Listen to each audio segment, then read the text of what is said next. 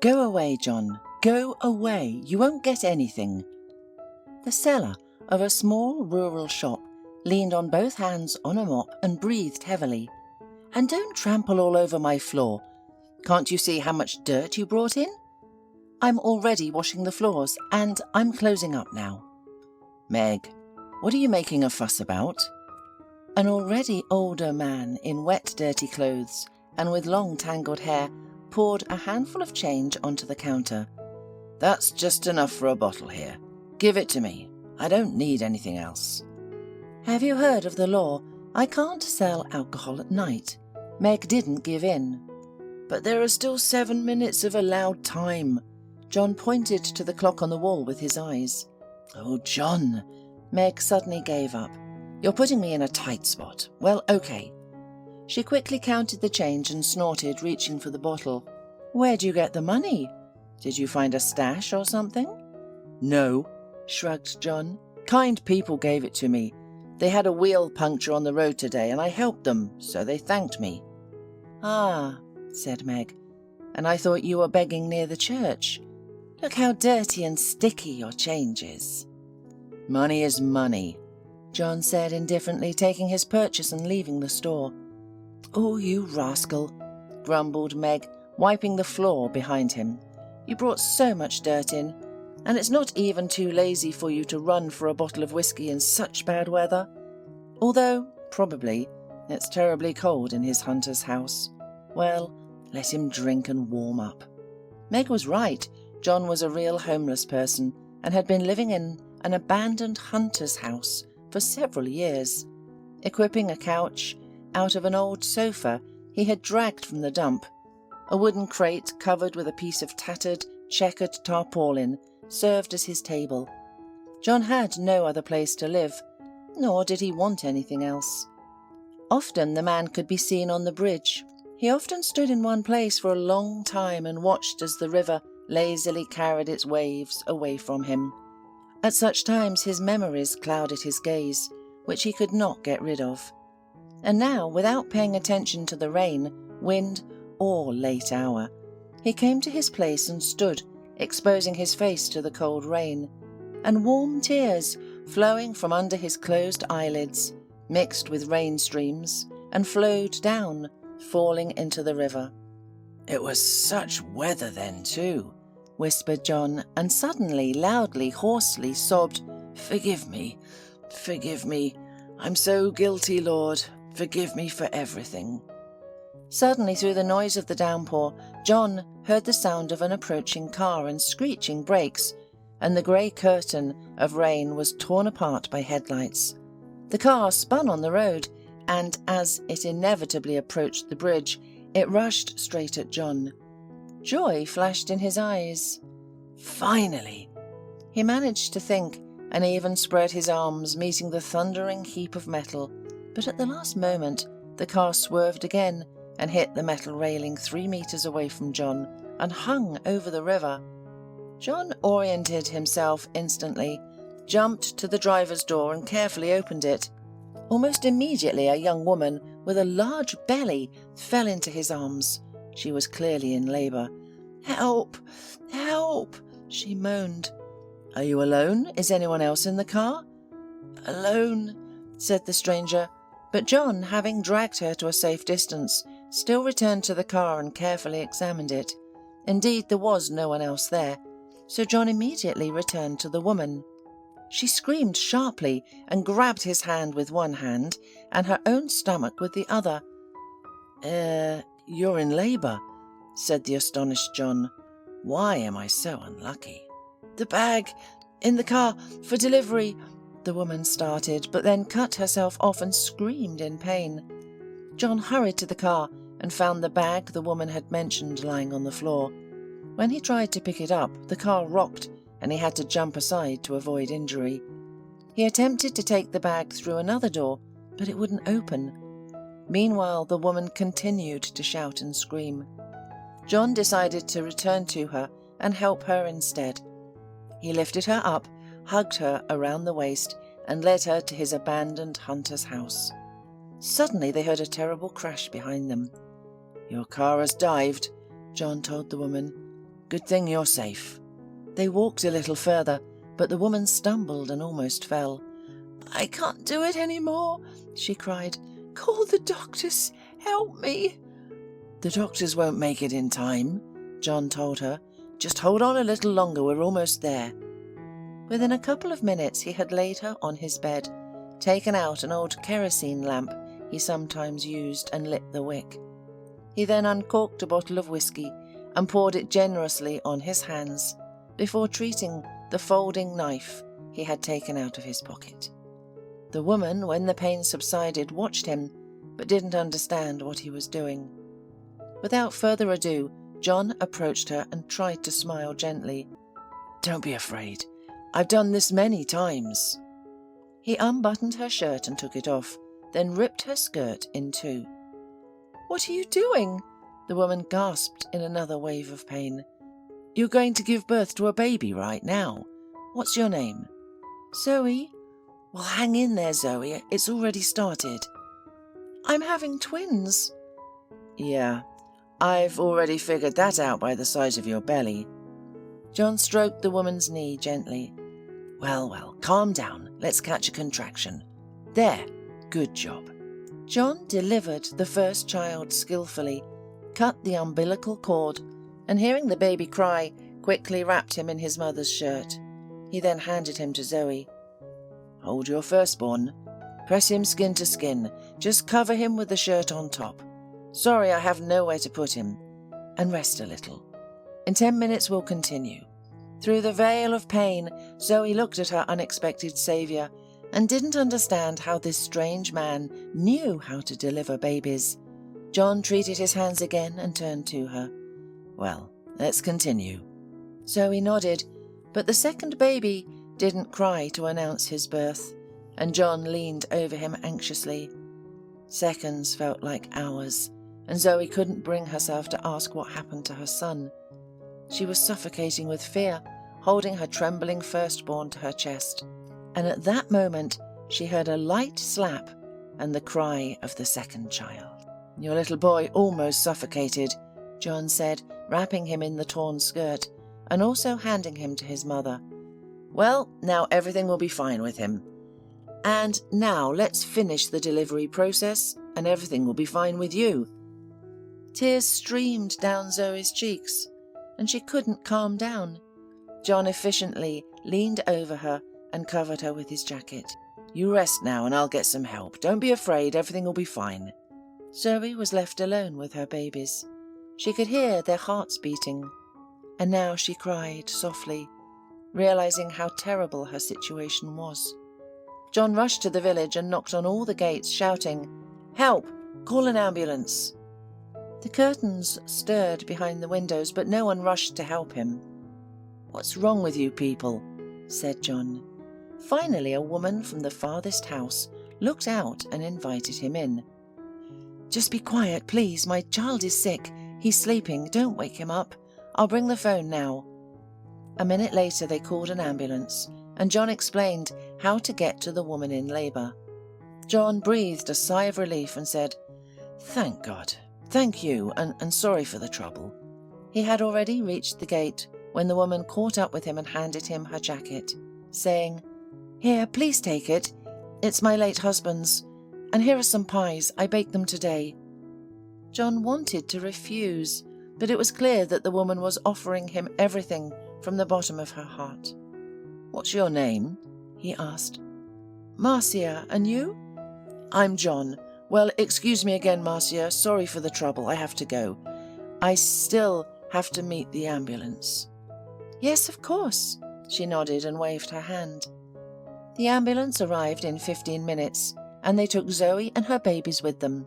She barely had time to thank John for his help, but he just shrugged and said, "Take care, and don't drive in that condition again." "I was due in 3 weeks," Zoe weakly smiled. "Oh, 39 to 40 weeks is normal for a single pregnancy," John explained. "And if it's twins, then you need to be prepared by the 36th or 37th week." "Look at him," one paramedic nodded to another. "He looks like a bum, but talks like a gynecologist." "Hey, Did you happen to graduate from medical school?" "How could I?" John smiled. "You yourself say that I'm just a bum. They don't take people like me as cosmonauts or doctors." The ambulance left and John returned to his own place. He collected and threw away Zoe's torn clothes and then sat on the couch for a long time, staring at one spot and listening to the wind and rain raging outside. It was the same weather that day, John thought again, but his thoughts suddenly left the distant past, and before his eyes appeared the slender figure of Marcia, the only woman who wasn't afraid to open the door to him. "She's brave," he said out loud, "and kind. Just unlucky. No husband, sick son, or woman." And it was very strange, a poor homeless person sitting in a cold, uninhabited room and wrapped in a wet coat, to escape the piercing cold, pitied not himself but another person, and he pitied her sincerely and from the heart. John fell asleep only in the morning, not forgetting to eat Marcia's pastries, and he dreamt not of painful dreams, to which he had become accustomed, but of something kind, warm, and very bright, something he so lacked in his life. Zoe, under the observation of doctors, calmed down when they told her that the delivery had gone surprisingly well, and neither the babies nor she were in danger. They asked for a phone and immediately called her husband. He answered with a sleepy voice, and she smiled. "Oh, are you asleep? Well done, my dear hubby, and I have 2 news for you. Firstly, I had a car accident and drowned your new car, and secondly, we have 2 wonderful sons." "Wait, Zoe, I don't understand anything. Have you given birth? But it's still too early for the due date. Why are you calling from an unknown number?" Zoe sighed and started her story. "Did you forget how I asked you to stay? I said that I was afraid. I had a bad feeling, Harvey. I was right. You went to your important meeting and almost lost your whole family. I'm not exaggerating at all, and you'll understand that now." "Where are you now?" he interrupted, her in an anxious voice. "I'm in the hospital. The babies and I are fine. However, I need you to listen to me. When you left, I became very upset. The rain and wind began, and I was completely alone in the house. Helen asked for time off because her mother was sick. Anyway, I decided to take a bath and go to sleep. I was petrified. The wind was howling loudly, and the rain was banging against the windows. Then the lights went out. Maybe it was because of the bad weather, or perhaps a branch broke the wires, I don't know, but I was very scared. I turned on the flashlight on my phone, and I accidentally dropped the phone in the bath. I almost went crazy with fear. I leaned down to get it and then felt terrible pain. Harvey, I asked you not to leave, but you decided that nothing would happen. And it did. I started giving birth alone in the empty, completely dark house. I was petrified and decided to drive myself to the hospital. I took your car because mine was too small. At first everything was fine, but then the contractions became stronger, and several times I almost lost consciousness from the pain right behind the wheel. The wipers couldn't cope with the streams of rain, but I was still driving. And then, on the bridge, I felt really bad, and I was unable to control the car. I was spinning. I wanted to keep the car, but I crashed into the railing. Oh, Harvey, everything that happened was like a terrible dream. I still can't remember without shaking. You know, I woke up and saw a bum. He pulled me out of the car, then took me somewhere. I don't even know how to name it. He lives there. His name is John. So this very John helped me give birth. When I saw a knife in his hand, I got terribly scared. And then he called the ambulance and they took me to the hospital. Harvey was stunned while listening to his wife, and he couldn't believe his ears. Zoe, are you okay now? How are our sons? Everything is fine now, Harvey, and now, sorry, I need to sleep. Yes, rest, please. And Zoe, don't be afraid of anything anymore. I'll be there soon. Oh, Harvey, believe me, after what happened to me, I'm not afraid of anything anymore." In the evening, Harvey was with his wife, apologizing for not listening to her request and leaving her alone. "Are you angry with me about the car?" she asked, happy that everything was over. "What are you talking about?" he shrugged. "The most important thing is that you and our little ones are fine. You know, when I'm discharged from the hospital, let's find John and thank him for his help." "Definitely," Harvey promised. "Just first, I hope you and the babies fully recover so that I can be completely calm about you. By the way, I've already invited a nanny. She'll help you, and you won't get tired. She has experience working with twins. So don't worry, my dear, and forgive me again for what you had to go through." Zoe reached out to her husband and hugged him. "Thank you, Harvey. I love you very much."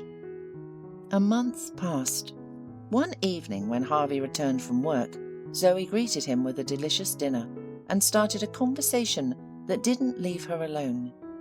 "Harvey, we never thanked that man, John. Tomorrow is a day off. Let's go find him." "With pleasure, my dear. I wanted to suggest this to you." In the morning they searched for John, but he was nowhere to be found. So they stopped at a small shop to buy water and also ask if anyone had heard anything about the strange bum. "Of course I know John," the saleswoman Meg said eagerly when Harvey put a large bill in front of her, which she immediately hid in her pocket. "I knew him and his wife Kira. To be honest, she was a real wretch. Beautiful, but very angry and greedy. She only married John because he was promising. He was a talented gynecologist. Women signed up for him in droves.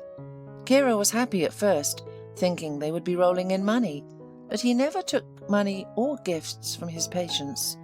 He thought it was wrong. He also didn't want to go to another hospital, even though he was repeatedly offered better jobs and better pay. His wife started nagging him because he was working all day, and they still had a bad life. As for her, she never worked a day, but she pissed him off, and finally she drove him crazy. She made him take extra shifts, so he worked all day and night in the hospital. Once he was returning home late at night after a 24-hour shift. Suddenly he saw an elderly couple hitchhiking and picked them up. It was a terrible night with terrible weather. Rain, wind, visibility was 0. I don't know what happened, but some said that John fell asleep at the wheel. Others said that he simply lost control and that he and the passengers flew off the bridge and fell into the river. He tried to save his passengers, but he couldn't. He didn't have the strength. There was a trial later and he got a sentence. His wife left him, taking their daughter with her somewhere, and he never saw them again. She sold the apartment and property because John signed everything himself. When he came back, he became homeless. He settled in an old hunter's shed not far from the bridge, and he's not leaving here. That's the story. "So he's a gynecologist," Zoe said. "Then everything is clear." "I was surprised how skillfully and quickly he did everything," she added. "Where can we find him?" Harvey asked, and at that moment the door of the store creaked and John appeared on the threshold. "So here he is," Meg exclaimed. "John, people are asking for you here. They want to thank you for your help." "No need." John nodded to Zoe like an old friend. "How are the boys? Everything's all right?" "Yes," she replied, "and all thanks to you. You know, we named the older one John and the younger one Michael." John smiled. "Nice names. Well, be happy. And you, Meg, sell to me, as usual." He went to the counter, but Harvey stepped up to him, took him by the arm and led him away. Zoe and Meg didn't hear what they were talking about, but later in the car, Harvey told his wife, "He's really a strange person. I offered him money, but he refused. I wanted to help him get a job at the hospital, and he didn't want to. But he did explain where someone named Marcia lived. Her son is sick and John asked to cure him." "And what did you do?" Zoe asked. "Nothing. We'll go to this Marcia now and we'll find out everything. and I'll pay for the boy's treatment and find the best doctors if necessary, even if they're abroad. He saved you and our children, and I'll save Marcia's child for that." Several months passed, and autumn came. John still lived in an abandoned hunter's house, although now it had some conveniences. He didn't know who did it, but now there was a comfortable sofa, a table, a chair, 2 pillows, and a warm quilt in his house, and a stove that could be heated with firewood. However, John guessed that Harvey had brought it all, and in his heart he was grateful to him for this unobtrusive help. One evening, the surprised John heard someone's light footsteps on the gravel, went out to meet an uninvited guest, and saw Marcia and her 7-year-old son. "Marcia, what happened?" he blurted out. "Nothing, John," she replied. "My son and I came to thank you for what you did and invite you to come to us. Harvey told me everything and paid for my son's treatment. Now Tommy is healthy. We just got back from the sanatorium yesterday. First, we were treated at the clinic, and then we recovered there." "I'm glad," said John, looking at the boy. "Let's go home with us," Tommy said. "Mum baked pies. You will live with us, right?" John turned away so that they wouldn't see the tears in his eyes. And when he turned to Marcia and Tommy, they saw that he was smiling warmly and openly at them. Now John knew that someone up there had forgiven him and was giving him another chance at happiness.